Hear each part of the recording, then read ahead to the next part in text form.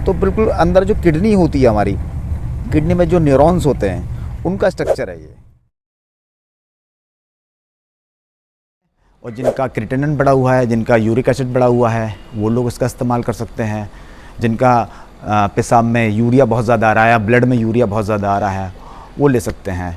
तो कुल मिलाकर के किडनी के समस्त रोगों में और साथ में यूरिन ब्लैडर के जितना है ये सत्व है, इससे भी मकोए की कृपा इस पर बरसती है।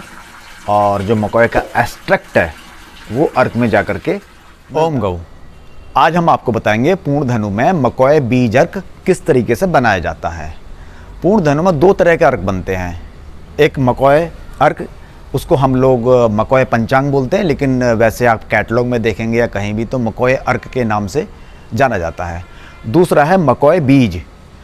तो हम आज मकोए बीज के बारे में आपको बताएंगे कि हम किस तरीके से बनाते हैं। इसके लिए हमें पहले ये समझना होगा आपको कि मकोए बीज और मकोए पंचांग में क्या अंतर है। तो मकोए, जो हम बीज की बात करेंगे तो बीज को अगर आप फाड़ के देखेंगे तो मुख्य रूप से ये किडनी के लिए है, किडनी फिल्टर। जैसे आप ये देख रहे हैं चन्नी होती है, ऐसे ही शरीर में किडनी का काम होता है। जो हमारा रक्त है इसको छानता है, तो रक्त के जितने भी टॉक्सिन्स है, जैसे कि यूरिया हो गया, क्रिएटिनिन हो गया, प्रोटीन जितने भी हैं टॉक्सिन्स, वो सब पेशाब के रूप में बाहर निकलते हैं। तो किडनी फिल्टर करती है। किडनी के अंदर जो नेफ्रॉन्स होते हैं, लगभग हमारे किडनी में 1 मिलियन के आसपास होते हैं, उनका काम है फिल्टर करना। तो मकोए बीज को आप अंदर फाड़ के देखेंगे, उनका और इनका नेफ्रॉन्स का सेम स्ट्रक्चर है। जैसे हमारा पिंड है ऐसा ब्रह्मांड है, ठीक उसी तरीके से मकोए बीज के। तो मैंने इस पर काफ़ी रिसर्च किया। जिन लोगों का यूरिया बड़ा होता है, क्रिएटिनिन बड़ा होता है, इस अर्क को लेने से बहुत हद तक इम्प्रूव हो जाता है। साथ में जिनकी किडनियाँ श्रिंक हो जाती हैं, उसमें ये बहुत अच्छा काम करता है। मैं तो ये मानता हूँ किडनी के समस्त रोग, किडनी के और साथ में यूरिन ब्लैडर के, ये बात एक ही है। उसके समस्त रोग, पेशाब से संबंधित कुछ भी है, जैसे पेशाब में प्रोटीन आ रहा है, एल्बुमिन आ रहा है पेशाब में, या कैल्शियम के अणु ज़्यादा आ रहे हैं, या पेशाब में बालू बालू रूप में कण आ रहे हैं, ऐसे में मकोए बीज सबसे उत्तम है। किडनी के लिए सर्वोत्तम है, या शरीर में किसी भी तरह की सूजन है उसके लिए भी मकोए बीज अर्क बहुत बहुत उत्तम है। कंपेयर करें मकोए अर्क से, तो इसमें केवल हम मकोए के बीज डालते हैं।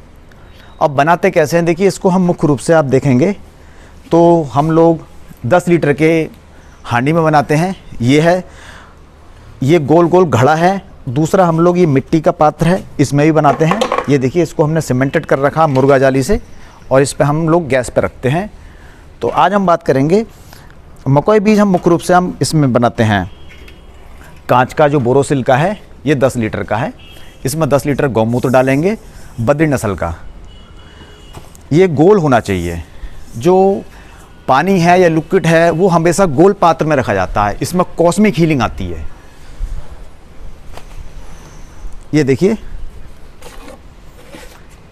ये हमारा गौमूत्र जो हमने अपनी गौशाला है हमारी पौड़ी में, ये बद्रीनाथ इलाके में है, और बद्री नस्ल की गाय हैं, तो उनका हम लोग कांच में स्टोर करते हैं और इस तरीके से हम इसको भरते हैं।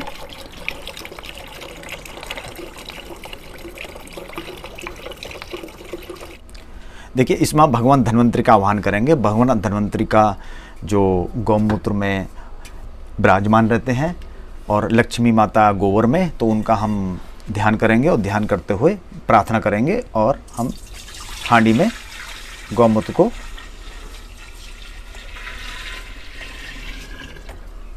तो इस तरीके से आप देख रहे हैं, ये पूरा 10 लीटर हो गया हमारा हांडी में। अब हम अगले हांडी में आएंगे। इसमें भी ठीक इसी तरीके से भगवान धन्वंतरी का आह्वान करेंगे, उनसे विशेष आग्रह करेंगे कि प्रभु जो भी रोगी इस अर्क को धारण करे वह रोग मुक्त हो। गौ माता का आह्वान करेंगे।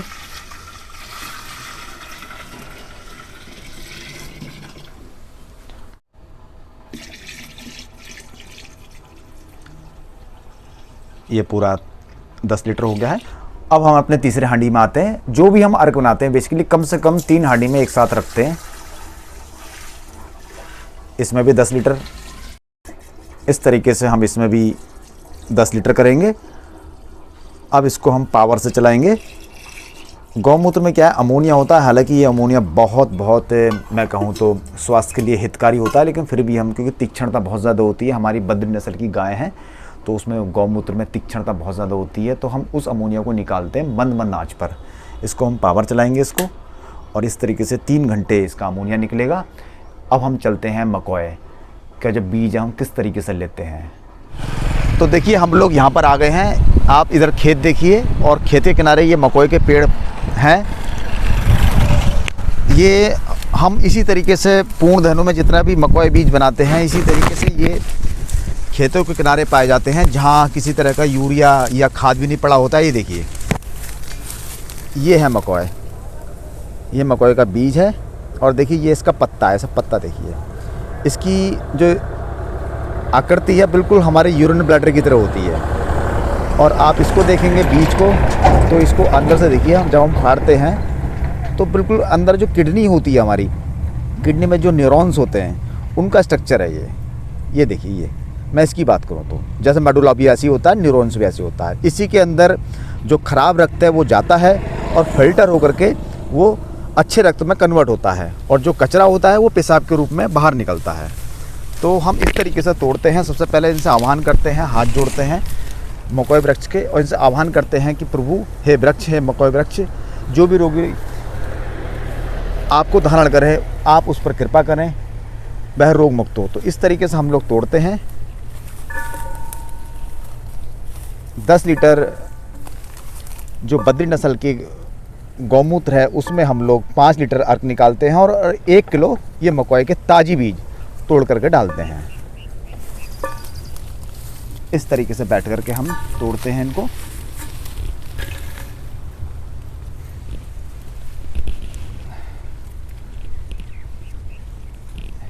ये चैत के महीने में भरपूर होते हैं, और इनका लगभग 20 से 22 दिन तक इनका समय होता है।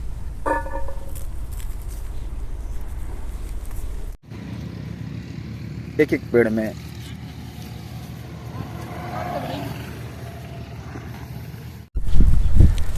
ये ज़्यादातर जैसे ये खेत हैं उसके किनारे किनारे रोड में पाए जाते हैं, और पूरे समस्त भारत में पाए जाते हैं। इस प्रकार हमने 3 किलो मकॉय करा है, और 1-1 किलो यानी कि 10 लीटर की हांडी में हम 1 किलो डालेंगे। तो इसको हम पहले इसकी घुटाई करते हैं। कभी भी इन चीज़ों को ग्राइंडर ना करा जाए। कोई भी चूर्ण हो या क्वाथ हो, किसी को भी ग्राइंड नहीं किया जाता है। हमेशा सिलबट्टे पे या खरल में घुटाई करी जाती है।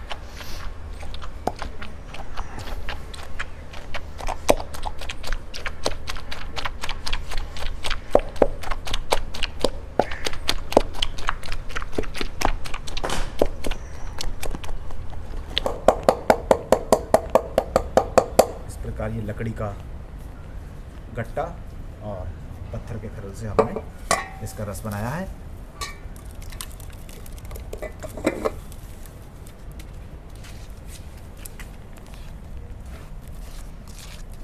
इस प्रकार ये जो 10 लीटर की हांडी है, हमने इसमें अमोनिया निकाल लिया है, ठीक है।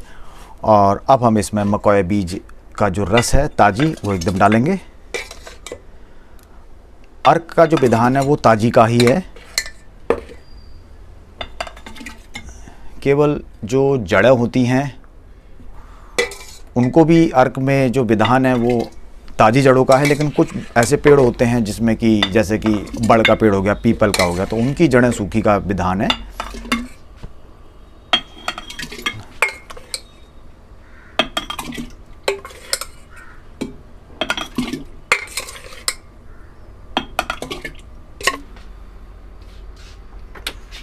अब इसका हम बाष्पीकरण करेंगे।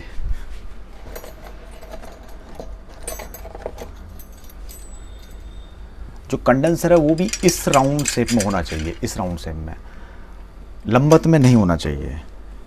जो हमने रावण संहिता में पढ़ा है और मैंने गवायर वेद में जो पढ़ा है, उसका कंडेंसर का जो माप है वो लंबत होना चाहिए। इससे क्या है, कॉस्मिक हीलिंग ऊपर से भी इसमें एग्जिट करती है अर्क में। जैसे आपने मंदिर मस्जिद इनके सबके देखे होंगे, सब पिरामिड आकार के रूप में है, तो औषधियाँ भी पिरामिड आकार के रूप में बननी चाहिए, विशेषकर अर्क। तो इसमें औसत तत्व स्थापित होने शुरू हो जाते हैं। इस तरीके से हम दोनों पाइपों को लगाएंगे। अग्निदेव का आह्वान करते हुए हमने इसको चलाया है और हम इसको 50 टेम्परेचर पर चलाएंगे। तो इस तरीके से आपने देखा कि हम लोग अर्क किस तरीके से बनाते हैं। अब प्रश्न ये है कि ये मकोए बीज अर्क किन लोगों को लेना चाहिए। तो इसके लिए जिन लोगों के शरीर में सूजन है या फिर जिनका यूरिक एसिड बढ़ा हुआ है, या जिनका CRP टेस्ट में CRP बढ़ा हुआ है, या जिनको गाउट है, आर्थराइटिस है, ऐसे लोगों को इस अर्क को ले सकते हैं। इसके अलावा जिनकी किडनी श्रिंक है, जिनकी किडनियाँ छोटी हो गई हैं, तो आप उनको ले सकते हैं। उसको लेने का सबसे उत्तम जो हमने अब तक पाया है वो कटी स्नान करें गर्म पानी में, और उसी कटी स्नान के बीच में इसको 20 ml लें, सुबह 20 ml शाम गर्म पानी में। तो आप देखेंगे किडनी जो कि श्रिंक है, जिसका कि वास्तव में इलाज नहीं है, हम भी कहते हैं इलाज नहीं है, लेकिन हमने इसमें पाया है लोगों की किडनियाँ खुलती हुई। तो मेरे हिसाब से ये उत्तम है। और जिनका क्रिएटिनिन बढ़ा हुआ है, जिनका यूरिक एसिड बढ़ा हुआ है, वो लोग इसका इस्तेमाल कर सकते हैं। जिनका पेशाब में यूरिया बहुत ज़्यादा आ रहा है या ब्लड में यूरिया बहुत ज़्यादा आ रहा है, वो ले सकते हैं। तो कुल मिलाकर के किडनी के समस्त रोगों में और साथ में यूरिन ब्लैडर के जितने भी रोग हैं या पेशाब से संबंधित जितनी भी समस्या हैं उसमें ले सकते हैं। जिनका प्रोस्टेट ग्लैंड बढ़ा हुआ है वो भी इसका इस्तेमाल कर सकते हैं, और जिनके लीवर में सूजन है वो भी इसका इस्तेमाल कर सकते हैं। 50 का टेम्परेचर। एक्चुअली अग्नि का ताप उतना ही होना चाहिए जितना मनुष्य वहन कर सके। ये देखिए 50 के टेम्परेचर में बूंद बूंद टपक रहा है।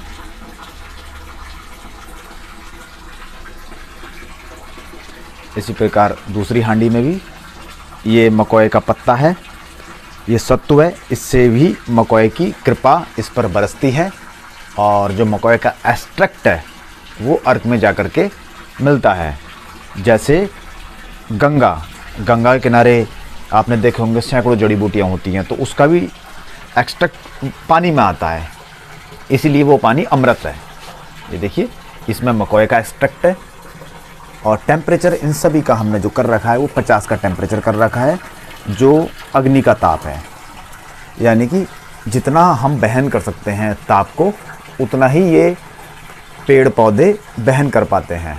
तो इसमें इतने कम टेम्परेचर में जब अर्क बनता है तो इसकी जो न्यूट्रिशन है, जो उसका सेल्स है, वो पानी में एग्जिट करता है, डेड नहीं होता। जितना भी मेटल को छोड़ करके, मेटल यानी कि जैसे लोह है, आपका स्वर्ण भस्म है, अभ्रक भस्म है, उसमें टेम्परेचर ज़्यादा दिया जाता है। लेकिन ये जितने भी विशेषकर ये पत्ते वाले जो जड़ी बूटियाँ होती हैं, इसमें टेम्परेचर 50 से 60 से ज़्यादा नहीं होना चाहिए। तो हम उसी टेम्परेचर पे अर्क बनाते हैं